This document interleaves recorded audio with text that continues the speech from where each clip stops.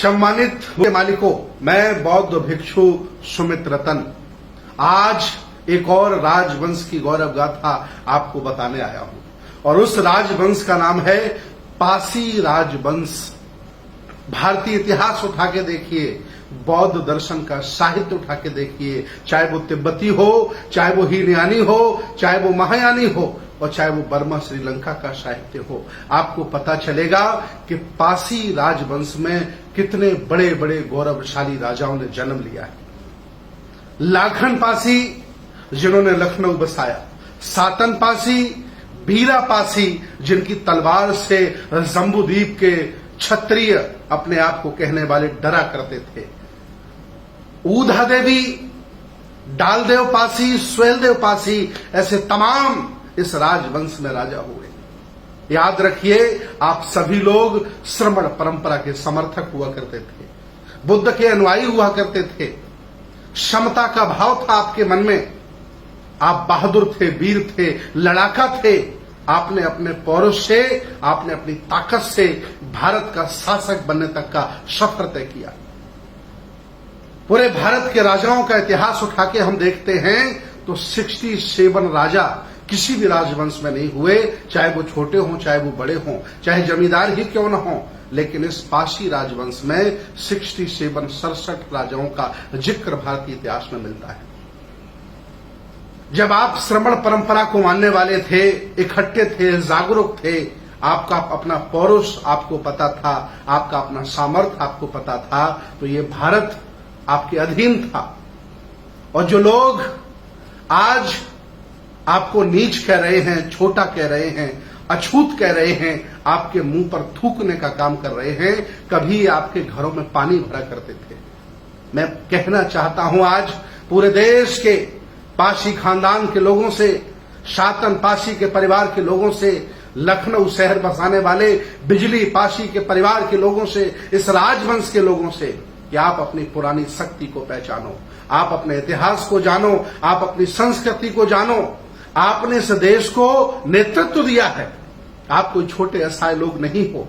इन मनुवादी लोगों ने, ब्राह्मणवादी लोगों ने, आप शासक थे इसलिए इतना बद से बदतर कर दिया, आपसे शिक्षा लेकर, आपसे धन लेकर, आपको वंचित करके, आपको अछूत करके, और देखिए बद से बदतर कर दिया।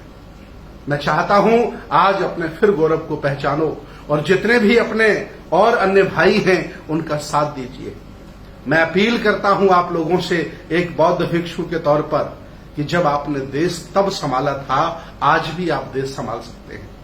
आज कभी आपने देश संभाला था, इस देश के राजे महाराजे हुआ करते थे, शहर बसाते थे आप, सेनाओं का नेतृत्व करते थे आप। ऐसी कोई सेना नहीं थी जिसमें वीर पासी नहीं होता था, क्योंकि आपके बिना कोई युद्ध जीता नहीं जाता था। लेकिन आज आप मुख्यमंत्री नहीं, आज एमपी एमएलए आपको नहीं बनने दिया जा रहा है, आप देश के प्रधानमंत्री नहीं हैं, बड़े बड़े पदों पर आप नहीं हैं। क्यों? क्योंकि इन्होंने मानसिक गुलाम बना करके धार्मिक, सामाजिक, राजनीतिक, आर्थिक आपके पूरे राजवंश को छिन्न भिन्न करके रखा है। अपनी स्थिति को जानिए, अपनी स्थिति को पहचानिए, अपनी गौरव गाथा को जानिए। कभी आपने देश संभाला था और इतने राजे महाराजे दिए थे, आज ऐसा क्या हो गया है।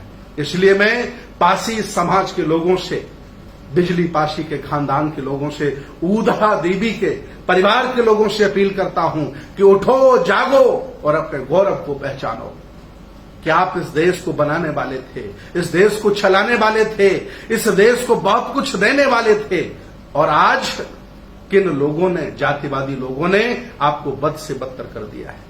आज आपके घरों में दरिंदे आकर के रेप कर जाते हैं, आपका घर उजाड़ देते हैं, आपकी फसल उजाड़ देते हैं, आपके मुंह पर थूक देते हैं। ऐसा क्यों हुआ?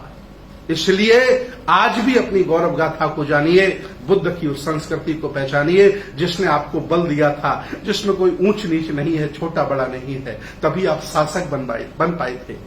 और जो लोग कभी आपके यहां मजदूरी किया करते थे, आपकी कृपा पर जीते थे, आज वो यहां देश के शासक बन गए हैं।